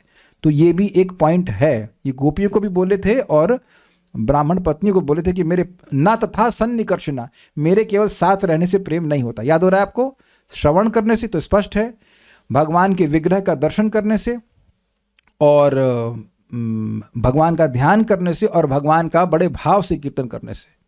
तो ये 4 चीज़ों को करने से व्यक्ति का भाव भगवान में प्रेम जागृत हो सकता है। तो ये रागानुगा में आ सकता है। ये भी हो सकता है कि भगवान को देख करके ही भी व्यक्ति को इस प्रकार का प्रेम जागृत हो जाए। भक्ति सार प्रदर्शनी, तत्त भाव आदि माधुर्य श्रीमद् भागवत आदि प्रसिद्ध अवतार लीला वर्णनमय शास्त्रों को सुनने से, यत्किंचित अनुभव होने से, मतलब जितना अनुभव संभव होने से उनके भावों को प्राप्त करने के लिए यदि स्वाभाविक इच्छा होती है। जैसे मैं फिर बार बार एग्जाम्पल देता हूँ, मुझे स्वाभाविक रूप से कुछ अच्छा लगता है, आपको स्वाभाविक रूप से कुछ अच्छा लगता है, ऐसे स्वाभाविक रूप से आपको अच्छा लगने लग जाए, उसके लिए आप फोर्स ना करो, तो उसमें प्रेरणात्मक विधि वाक्य एवं युक्ति की अपेक्षा नहीं होती है। समझ रहे हैं? हम शास्त्र पढ़ते हैं तो इस होप में या इस आशा में कि हमें भक्ति करने के लिए कुछ प्रेरणा मिले, उसकी महिमा ज्ञान हो, है कि नहीं? नाम जप करने की महिमा, ऐसा कुछ नहीं, ऐसे कुछ की अपेक्षा नहीं होती, केवल लोभ से। तो उसको लोभोत्पत्ति का लक्षण कहते हैं। अब एक बड़ा इंटरेस्टिंग है, इसको पूरा पढ़ूंगा, समझाता हूँ, बड़ा इंटरेस्टिंग पॉइंट है। यहाँ पर कारिका में, ये जो श्लोक लिखा है इसे कारिका कहेंगे, यहाँ पर कारिका में लक्षण शब्द अनुमापक है। अनुमापक मतलब एक आइडिया दे रहा है, एक एग्जैक्ट नहीं बता रहे, ज्ञान दे रहा है, लक्षण बता रहा है। यहाँ पर कारिका में लक्षण शब्द अनुमापक है, कारण शास्त्र युक्ति निरपेक्ष हेतु ज्ञान के द्वारा लोभोत्पत्ति का अनुमान होता है। मतलब ऐसी बुद्धि जो शास्त्र की अपेक्षा नहीं कर रही है, उससे अनुमान लगा सकते हैं कि लोभ की उत्पत्ति हो गई है। इस लक्षण को लोभोत्पत्ति का स्वरूप लक्षण नहीं कहा जा सकता है। इसका कारण यह है कि शास्त्र युक्ति की अपेक्षा का अभाव होने से स्वरूप लक्षण का अभाव होता है। फिर से पढ़ते हैं। इसका कारण यह है कि शास्त्र युक्ति की अपेक्षा का अभाव होने से स्वरूप लक्षण का अभाव होता है। मतलब ये कि अगर कोई शास्त्र मानेगा ही नहीं तो वो कैसे बताइए उसमें लोभ जागृत होगा? क्या समझ रहे हैं बात? फिर से पढ़ें। इसका कारण यह है कि शास्त्र युक्ति की अपेक्षा का अभाव होने से स्वरूप लक्षण का अभाव होता है। स्वरूप लक्षण मतलब आकृति और प्रकृति। तो अब जो भक्ति शास्त्र एकदम छोड़ के की जा रही है वो भक्ति है? वो तो उत्पाद कहा जाएगा। श्रुति स्मृति पुराण आदि पंचरात्र विधि बिना एकांत की हरेर भक्ति उत्पाद विकल्प, तो उत्पाद कहा जाएगा। तो पॉइंट यहां पे यह है कि जो भक्ति है लोभ उत्पत्ति का लक्षण, ये एक संभावना बोला जा रहा है कि अगर शास्त्र की अपेक्षा नहीं कर रही है, युक्ति की अपेक्षा नहीं कर रही, तो उससे अनुमान कर सकते हैं कि लोभ उत्पन्न हो रहा है। लेकिन अब अगर एकदम शास्त्र छोड़ दिया है तो फिर वो तो स्वरूप ही हट जाएगा। तो दूसरा पॉइंट यह भी है कि जरूरी नहीं है कि जो रागानुगा भक्ति कर रहे हैं वो शास्त्र छोड़ करके ही भक्ति करें। वो हर समय शास्त्र नहीं छोड़ेंगे। भाई गायत्री कर रहे हैं, अब काम गायत्री कर रहे हैं या जो भी और है, तो वह भी भगवान का प्रेम जागृत करने वाले मंत्र हैं। तो अब व्यक्ति उसको क्यों करेगा? मेरा उस प्रकार का प्रेम जागृत हो जाए। तो जरूरी नहीं है कि वो ऐसा तो नहीं कि जो रागानुगा कर रहे हो हरे कृष्ण मंत्र छोड़ देंगे, नहीं। हरे कृष्ण मंत्र वैदिक साधना वाला करेगा, गुरु ने बोला है, और हरे कृष्ण मंत्र जो रागानुगा में करेगा वो उसने, ताकि उसका भगवान के प्रति प्रेम जागृत हो जाए। Is it okay? तो शास्त्र को छोड़ना ही लक्षण नहीं है, ये कह रहे हैं। क्या समझ पा रहे हैं? केवल शास्त्र आगे से नहीं कर रहा है, लेकिन ये नहीं कि आपने शास्त्र छोड़ दिया तो रागानुगा हो गया। क्या समझ पाए बात? Is very nice point. ऐसा नहीं कि आप पहले शास्त्र को छोड़िए फिर रागानुगा भक्ति करेंगे। अगर आप शास्त्र को नहीं छोड़ते हैं तो आप रागानुगा भक्ति नहीं कर सकते, ऐसा नहीं कहा जा रहा है। शास्त्र की युक्ति की अपेक्षा नहीं है। मान लीजिए एग्जाम्पल लीजिए, जैसे रसमलाई में कोई कहते हैं कि भैया इसमें बड़ा प्रोटीन होता है, फॉर एग्जाम्पल, तो अच्छा होता होगा, अच्छी बात है, लेकिन आप उससे प्रेरित होकर के नहीं कर रहे हो। Is it okay? आप इसलिए खा रहे हो कि मीठा लग रहा है। तो अब पॉइंट यह है कि भगवान की लीला के माधुर्य के प्रति लोभ हो गया, उससे प्रवृत्त हो रहे हो, लेकिन ये नहीं कि शास्त्र छोड़ के ही करोगे। भाई शास्त्र में तो बहुत सारी बातें बताई गई हैं, लीला को सुनना है, भगवान के नाम का उच्चारण करना है, भक्तों की सेवा करनी है, लेकिन सभी के पीछे क्या है? हमारा लोभ हो कि हमारा भगवान में ऐसी प्रीति हो जाए। I think it's very easy to understand now. लेकिन शास्त्र छोड़कर ही करना है, यह लोभ की उत्पत्ति का लक्षण नहीं है। ओके? बुद्धि में लोभ आ जाए, उससे व्यक्ति प्रवृत्त हो, शास्त्र की अपेक्षा नहीं करे कि शास्त्र बोलेगा तभी मैं ऐसा भाव जागृत करूंगा, तो वो तो है, लेकिन इसे अनुमान ही किया जा सकता है। लेकिन ऐसा नहीं कि आप शास्त्र छोड़ करके ही आपको रागानुगा भक्ति करनी है। I hope it should be very very clear. शास्त्र की आज्ञा से कर रहे हैं, लेकिन केवल शास्त्र की आज्ञा से नहीं कर रहे हैं। ठीक है? आगे वक्त हम सुनेंगे बाद में। ये जी नोट भी है कुछ, मुझे लगा हो गया नोट। शास्त्र के आधार पर ही किसी वस्तु के स्वरूप का निर्णय हो सकता है, और यह भी आवश्यक नहीं है कि लोभ की उत्पत्ति शास्त्र युक्ति की अपेक्षा नहीं करके ही हो। ये दोनों बात समझा ली मैं ना, ये तो समझा रहा था आपको नोट में कि भाई रागानुगा भक्ति शास्त्र के अनुसार है ना, उसका डेफिनेशन शास्त्र के अनुसार है। अब आप शास्त्र ही छोड़ दोगे तो फिर रागानुगा भक्ति है ही, ये कैसे कहोगे? उसका स्वरूप का लक्षण तो शास्त्र के अनुसार हो रहा है ना। तो जो व्यक्ति कह रहा है कि मैं रागानुगा भक्ति कर रहा हूं, तो उसको इतना तो मालूम होना चाहिए कि इसमें मैं कर रहा हूं कि नहीं कर रहा हूं शास्त्र के अनुसार।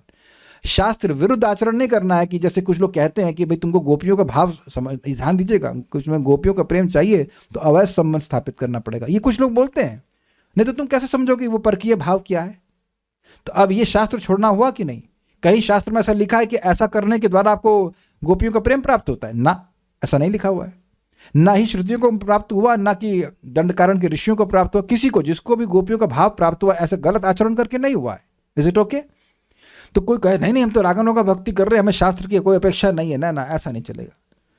शास्त्र की वो सहायता जरूर लेगा जो उसकी भाव को प्राप्त कराने में सहायता करे। सिंपल सी बात है। जैसे हमें किसी चीज को लोभ हो जाएगा, मैंने एग्जाम्पल दिया, तो उन चीजों की सहायता मैं जरूर लूंगा जो मेरी जिस चीज के लिए मुझे लोभ है उसको प्राप्त करने में सहायता करे। तो शास्त्र के आगे को एकदम छोड़ करके नहीं है, लेकिन शास्त्र महिमा ज्ञान बताएगा, युक्ति देगा, लॉजिक देगा, उससे भक्ति नहीं कर रहा है। लेकिन ऑब्वियसली मैं फिर रिपीट करूंगा, चाहे वो गायत्री कर रहा है, चाहे भगवान किसी भक्तों की सेवा कर रहा है, या विग्रह की सेवा कर रहा है, उस सब में उसका लोभ प्रवृत्त करेगा। मैं एग्जाम्पल आपको दूंगा कि रघुनाथ दास गोस्वामी जी गिरिराज जी की सेवा कर रहे थे, तो उनको उसमें श्याम सुंदर दर्शन होने लगे चैतन्य महाप्रभु की कृपा से। श्याम सुंदर मीन्स माधुर्य भाव। I hope it is okay, understood? ठीक है, और कुछ पूछ रहे हैं?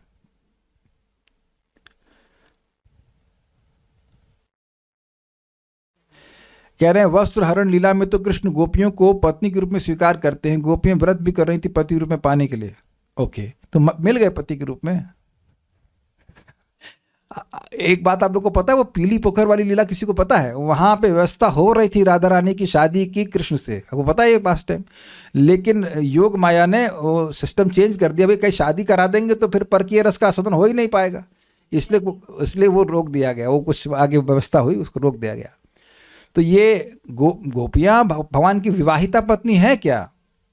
इच्छा कर रही है एक अलग बात है, लेकिन पत्नी तो नहीं बने ना। मतलब तो भगवान ने इस प्रकार से रासलीला आदि करी, जो उनकी पत्नी की इच्छा थी वो वस्त्र लीला में पूरी कर दी, लेकिन पत्नी के रूप में फॉर्मली तो नहीं स्वीकार किया ना। समझ रहे हैं ना बात? ये तो पता होगा आपको। और कुछ? सबका भाव फिक्स्ड है, फिर श्यामानंद पंडित जो हृदय चेतन के डिसाइपल हैं, उनका भाव कैसे सख्य से माधुर्य हो गया? देखिए, जो आप बात कर रहे हो श्यामानंद पंडित वो पहले थे दुखी कृष्णदास, उनका भाव सखा से माधुर्य हो गया ये हमको नहीं पता है। वो उनके गुरुजी का भाव जो है, वो क्या नाम उनका, गौरीदास पंडित हैं? दुखी कृष्ण नहीं, हृदय चेतन, सॉरी, हृदय चैतन्य, वो सखा भाव में है। लेकिन अब उनका सखा से माधुर्य हो गया इस बारे में हमें कुछ नहीं पता है। उनको सीधे माधुर्य भाव की प्राप्ति हुई थी, जहां तक मेरी अंडरस्टैंडिंग है, दैट मच ओनली। ठीक है। अब एक भक्त पूछ रहे हैं कि वो तो पति ही मानती होंगी ना। अरे मानना अलग है, पत्नी थी क्या, मेरा प्रश्न ये है। मानने से तो कुछ मानना वाली बात अलग है। वो तो अपने को सखा ही मानती है ना, भजे सखे इत्यादि प्रसिद्ध है ना कि वो गर्लफ्रेंड हैं। मैंने पूछा था ना, आपने उसका उत्तर नहीं दिया। वो पत्नी नहीं है। अगर पत्नी होती, आपको पता होना चाहिए कि गोपियों के जो भी गोपियों का अलग अलग गोपियां हैं, उन सबका ऑलरेडी पति होते हैं। राधा रानी के पति का नाम पता है आपको? क्या नाम? अनिरुद्ध है। अनिरुद्ध जो बेटे हैं वो नहीं, अनिरुद्ध है ना, अभिमन्यु, सॉरी अभी नॉट अनिरुद्ध, अभिमन्यु वो उत्तरा के बेटे नहीं, वो नाम है। अभी वो छाया रूप में रहते हैं, राधा रानी को स्पर्श नहीं कर सकते हैं। लेकिन है तो जो विवाहिता पति है, उनसे विवाह हुआ, उनका नाम अभिमन्यु है। और ये भी है, वो रात्रि में अंधे हो जाते हैं। इंटरेस्टिंग, उनको रात में दिखाई नहीं पड़ता। तो वो विवाहिता पत्नियां कोई नहीं है कृष्ण की, बैचलर है कृष्ण वृंदावन। समझे, कृष्ण ब्रह्मचारी, but he marries in Dwarka. Okay, आगे आएगा, आगे भी तो क्लास में आना है, सुनिएगा, धीरे धीरे सब समझ में आ जाएगा। हरे कृष्णा।